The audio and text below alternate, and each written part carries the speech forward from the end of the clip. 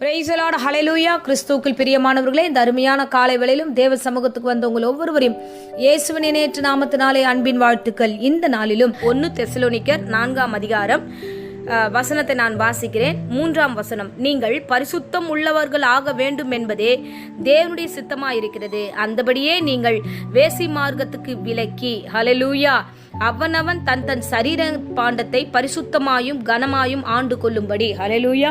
பாருங்க, தேவனுடைய முதல் சித்தம் என்ன அப்படின்னு பார்க்க போனா, நீங்கள் பரிசுத்தமாக வேண்டும் என்பதே தேவ சித்தமா இருக்கிறது.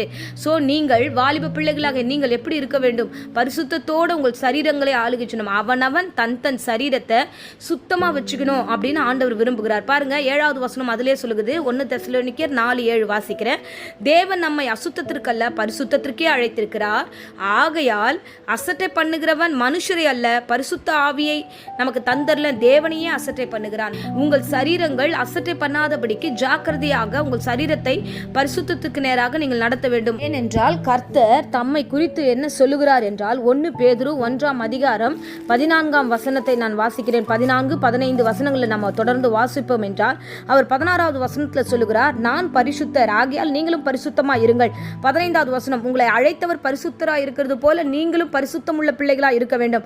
முன்னாடி நீங்க தப்பு செஞ்சீங்க. 14வது வசனம் சொல்லுது, நீங்க முன்னாடி தப்பு செஞ்ச, அறியாமையில செஞ்ச, இச்சையில இருந்த, கீழ்ப்படியாம இருந்த, அது வேற. ஆனா இப்போ இயேசு ரட்சகராக இயேசு கிறிஸ்துவை ஏற்றுக்கொண்டதுக்கு அப்புறம் அவர் சித்தம் செய்கிற பிள்ளையா நீ காணப்பட வேண்டும். அவருடைய பிரதான சித்தமும் திட்டமும் என்னவென்றால் நீ பரிசுத்தமா இருக்க வேண்டும் என்பதே. ஹல்லேலூயா. பாருங்க, ஆண்டவர் தம்முடைய பிள்ளைகளிடத்துல அதிகமாய் விரும்பி கேட்கிறது அந்த பரிசுத்தம். இதே மாதிரி பழைய ஏற்பாட்டுல ஒரு சம்பவத்தை நாம் பார்க்கிறோம். சிம்சோனை குறித்து பார்க்கிறோம். தேவனால முன்குறிக்கப்பட்டு நசரேனாக பரிசுத்த வாழ்க்கைக்கு என்று நியாயம் விசாரிக்கிறவனாக ஆண்டவர் அந்த சிம்சோனை தெரிந்து கொண்டார்.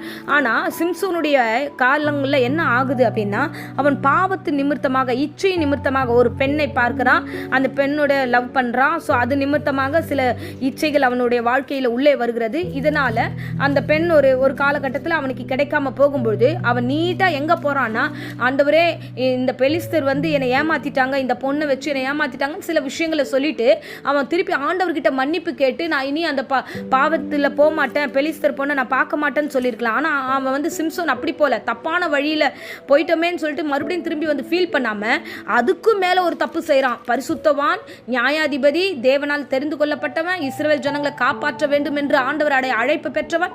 இப்போ அவன் எங்கே வந்து நின்றுட்டான்னா, 16ஆம் அதிகாரம் நியாயாதிபதிகள் முதல் வசனம் சொல்லுது, அவன் ஒரு வேசியின் வீட்டை கண்டு வேசியின் இடத்துல போயிட்டான். ஹல்லேலூயா. பாருங்க, பரிசுத்தவான் இருக்க வேண்டிய இடம் எங்கன்னா தேவனுடைய ஆலயமா இருக்கணும். பரிசுத்தவான் எங்க இருக்க வேண்டும் அப்படின்னா, பரிசுத்தமா இருக்கிற இடங்களில் இருக்க வேண்டும். அசுத்தமா இருக்கிற விபச்சார வீட்டில் போய் அவன் தங்கினபடினால அவனுடைய மேன்மை இழந்து, அவனுடைய ஆசீர்வாதம் இழந்து, கடைசியில அவனுடைய பரிதாபமான ஒரு நிலைமை பாருங்க. பெலிஸ்தர் அவன் என்னவா ஆகுறானா, பெலிஸ்தர் அவனை பிடிக்கிறார்கள், அந்த சிறைச்சாலையின் கம்பியினால் அவனை கட்டுகிறார்கள், நீட்டா 2 கையில கட்டிட்டு மாவரைக்க விடுறாங்க, அவனை மொட்டை அடிக்கிறாங்க, கண்ணு 2த்தையும் குருடாக்குறாங்க. ஆமேன்.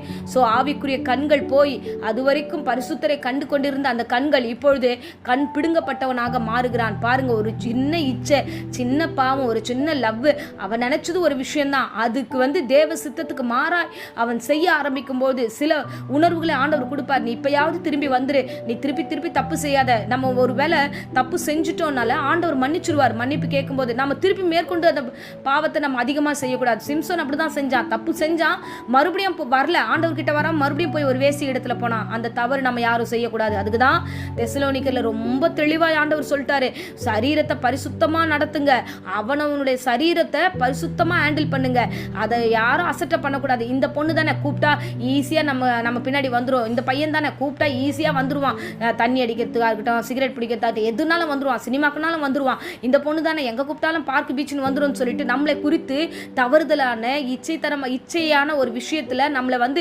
கூப்பிட்டாங்கன்னா, வாலிப பிள்ளைகளே நீங்கள் ஜாக்கிரதை உள்ளவர்களாக இருக்க வேண்டும். உனக்கென்று ஒரு அழைப்பு இருக்கிறது, உனக்கென்று ஒரு ஸ்தானம் இருக்கிறது, உனக்கென்று ஒரு ஸ்பெஷல் ஆண்டவர் வந்து ஒரு பிளேஸ் வச்சிருக்கிறாரு. அப்படி இருக்கும்பொழுது உன் சரீரத்தை பத்திரமா பார்த்துக்கோ, உன் மனசை பத்திரமா வச்சுக்கோ. ஆண்டவர் பரிசுத்தர் ஆகையால அவர் அழைப்பின்படியே நீயும் பரிசுத்தமாய் வாழ வேண்டும் என்று தேவன் விரும்புகிறார். ஆமென். இப்போதும் உங்களுக்காக நான் ஜெபிக்கிறேன். அன்பு ரட்சகா, என் வாலிப பிள்ளைகள் ஒவ்வொருவரும் நீர் பாதுகாத்துக்கொள்ளும். பரிசுத்தத்தோடு தன் சரீரத்தை உம்மை போல காத்துக்கொள்ள கிருபை தாங்க. சிம்சோனை போல அசுத்தத்தில் ஆண்டவரே தன்னுடைய அழைப்பை இழந்து ஆண்டவரே எல்லா ஆசீர்வாதத்தையும் இழந்தவனாக காணப்படாதபடிக்கு பரிசுத்தமாக்கி ஆசீர்வதித்து என் பிள்ளைகளை வழிநடத்தும். ஆவிக்குரிய வாழ்க்கை ஸ்திரப்படுத்தும். தேவையற்ற காரியங்கள் குழப்பங்களை இயேசு நாமத்தில் சபித்து கட்டுகிறேன். நல்லா ஜெபிக்கட்டும், உபவாசிக்கட்டும், தொடர்ந்து நம்முடைய சமூகத்தில் இருக்கட்டும். இயேசுவின் நேற்று நாமத்தில் ஜெபித்து ஒப்பு கொடுக்கிறேன் ஜீவனுள்ள நல்ல பிதாவே. ஆமேன். ஆமேன். Praise the Lord.